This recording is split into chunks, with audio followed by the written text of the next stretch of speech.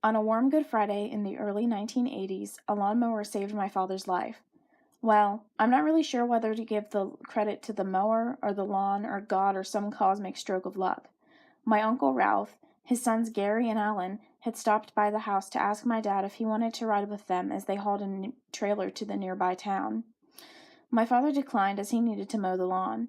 The train had made it a closed casket affair, and their wrecked truck sat on the back edge of our property for months afterwards. My dad was inconsolable, but refused to have the truck hauled away. No one could understand why he wanted the damn thing. I was 9 years old and watched curiously as he would go sit in a chair and stare at the crinkled white Toyota. My mother assumed it was guilt and part of the grieving process.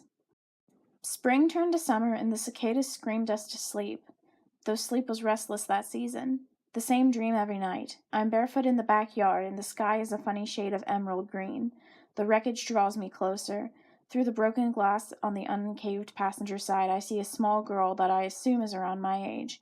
Her eyes are milky white and she's eating something from the seat. Moths and butterflies. Hundreds of them. Her hands and face are covered in iridescent dust, and she moves in a jerky manner. Happy Easter. I feel pretty in this dress. And that's all she's ever said. I'll bet I had that nightmare 40 or 50 times over the course of 3 months.